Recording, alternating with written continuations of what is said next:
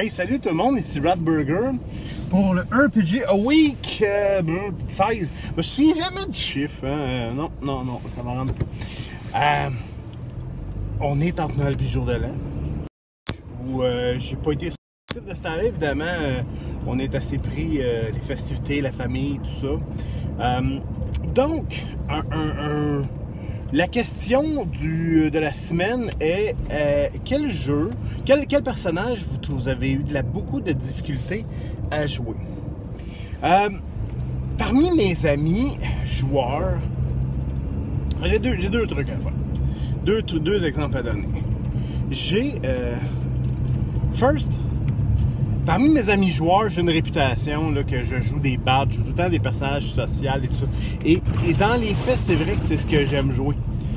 J'aime des personnages qui sont un peu le front, moins orientés sur le combat, plus orientés sur les situations sociales, la magie, être capable de désamorcer des situations nécessairement sans se battre, tout ça, ou plutôt le fast talk alouette. C'est un peu mon genre de personnage que j'aime jouer.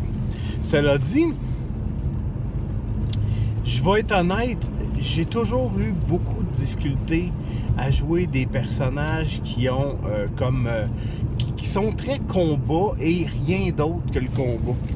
Comme, mettons, un barbare, un moine. Maudit que je m'ennuie. Ah!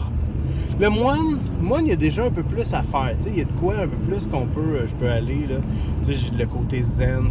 J'ai fait des arts martiaux pas mal toute ma vie. Puis il y a ce côté zen-là qui m'intéresse. Mais je suis capable de le faker un peu chez le moine. Mais tabarouette que j'ai pas de fun. Souvent, je vais prendre un moine qui a bien des affaires bizarres pour être capable de contrer un peu le côté.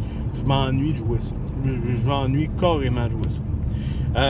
Ce qui fait en sorte que souvent, je vais jouer une ou deux games. Je vais prendre le concept parce qu'il semble cool. Hey, à un moment donné, le gamin, ça. On jouait à 3.5 Dungeon. J'avais créé une prestige class à propos de. Je me suis par cœur, ça fait comme 15 ans, là, un Blade Virtuoso à Valagon. Valagon, c'était une des villes dans le sud des royaumes oubliés, tout ça. Puis là, nous autres, on jouait là-dedans. Puis moi, je voulais jouer un maître d'armes, un gars qui se bat avec des cimetières. Puis c'était une bête avec des cimetières, puis tout ça. Je me suis même pas rendu après ces classes. Foin. À un moment donné, je dis au master, je dis, écoute, sérieusement, c'est de la vraie torture. Moi, je suis plus capable de jouer ça. J'ai pas de fun. J'ai besoin d'avoir autre chose. Non, moi, jouer les gros bras, j'ai bien de la misère à jouer ça. Honnêtement, ça me fait pas triper. Fait que c'est dur, puis à chaque fois, je m'embarque là-dedans avec toutes les bonnes volontés, en me disant « Ah ouais, je vais être capable, ça va être écœurant, regarde bien ça. » Non, ça se plante. Deuxième, et là, cette fois, c'est un peu plus touché. Première fois, on joue à Culte. Ça fait, écoute, ça c'est des 2001, 2002, qui part comme ça. Et là, on joue à Culte. Moi, je suis assez intense dans ce genre de jeu-là. Et là, on a notre maître de jeu qui nous fait jouer le module emblématique de Culte à l'époque, qui est de Judas Grail, le Graal de Judas. Et c'était hard, là, sérieux. Puis moi, je joue un personnage qui est... à l'époque... Ah oui, ça c'était capoté. Moi, je joue un vieux... C'est quand même assez vieux, là. Genre 85-90 ans. J'avais fait mes calculs, puis ça arrive, là. Et dans les faits, moi, j'étais un des apprentis du docteur Mengele. Le docteur Mengele, c'est l'espèce de scientifique nazi qui faisait des tests d'un camp de concentration. C'est comme le chef des médecins nazis, tout ça. Écoute, il l'appelait l'ange de la mort. C'est assez terrible, là. C'est un solide psychopathe. Moi, j'étais un de ses élèves à lui. Fait que, et là je joue dans le rôle d'un la médecine, tout ça, mais c'est pas ça mon rôle. Moi, j'étais un conducteur de taxi à New York. Fait que j'ai été capable de... dans mon histoire, je pense que parce que ma mère était américaine, mon père était allemand, j'ai été jeune médecin dans l'armée, dans les SS allemand et tout ça. Et finalement, j'étais capable de me sauver à cause que ma mère était américaine. Bon, il y a une histoire, bon.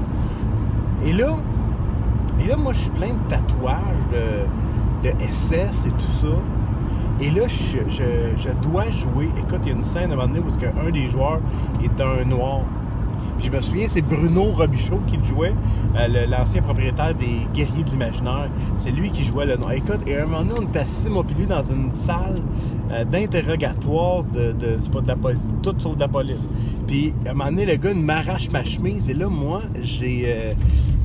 j'avais un paquet de tatouages. Et là, Bruno, tu sais, son personnage, paniquait en me regardant. Ça faisait déjà un bout qu'on roulait ensemble. Mais, puis là, je me forçais, tu sais, je faisais toujours des jokes, mais à mots couverts sur les Juifs, sur les Noirs, tu sais, que les Noirs étaient moins intelligents. Ça passait pour des blagues, mais ça n'en était pas du tout, là. Mon personnage, il fallait qu'il passe son idéologie, parce qu'il était quand même là-dedans hyper raciste, hyper tout le kit. Et là, tout à coup, ça a comme fait pouf! Et il a compris. Mais c'est dur à jouer, ce personnage-là. C'est parce que, c'est quand tu joues des choses, tu sais, c'est extrême. Le racisme, le génocide, Alouette, c'est tuer des gens dans des camps, faire des tests et tout ça. Mon personnage, lui, il trouvait ça correct. Tu sais, et là, il fallait que je le joue comme ça. Puis moi, dans ma tête, je m'étais écrit quelques lignes, là, dans le fond, par rapport à comment je voulais jouer tout ça. Et il y a une des transcriptions du chef des camps de concentration de Auschwitz qui l'a bien résumé. Quand tu es un SS, on dit que les Juifs c'est des rats, ben, puis toi tu es un chasseur de rats. Mais qu'est-ce qu'il y a de mal à un chasseur de rats à tuer des rats? C'était un peu ça. Il fallait que je le joue de même, mais tu sais, moi, personnellement, Danny Lapointe, je me considère bien ouvert d'esprit, j'aime tout le monde, je donne une chance à tout le monde, tout ça. Je suis loin d'avoir un caractère extrémiste ou raciste ou quoi que ce soit. Tout le monde a sa chance dans la vie, puis dans la vie, je pense que c'est le mérite qui est important. Puis tout ça, c'est mes valeurs à Danny. Mais ce gars-là, fallait que je le joue comme étant tu sais, il y a une affaire de jouer un enfoiré, de dire, bon, ben écoute, je vais insulter tout le monde. Ça, je suis très bon, puis j'aime ça jouer ça. Mais là, c'est pas les insulter, c'est carrément témoigner des valeurs qui sont ben, tu sais, je veux dire, les Juifs devraient mourir, des affaires de genre, c'est tough, là. C'est réellement tough. Parce que ça me représente pas du tout. C'était un gros challenge de roleplay. J'ai trouvé ça vraiment difficile à jouer. Parce qu'il fallait que je le joue. Tu sais, je pouvais pas le cacher éternellement, là. Tu sais, il y avait sous la pression, il y a quand même des choses qui ressortent d'une personne qui a été endoctrinée là-dedans, dans le régime nazi, tout ça. Mais presque 20 ans plus tard, je m'en souviens encore de ce personnage-là que j'ai eu. Ça m'a challengé en tant que jeune dans la vingtaine. Et ça m'a challengé, puis j'ai trouvé ça vraiment intéressant. Voilà. C'est fait. J'espère que tu as passé un beau temps des fêtes. Je te souhaite une bonne année. Hein, bientôt. Évidemment, on va un peu tous faire nos résolutions de 2019. Et moi, je vais te faire ça bientôt. Salut!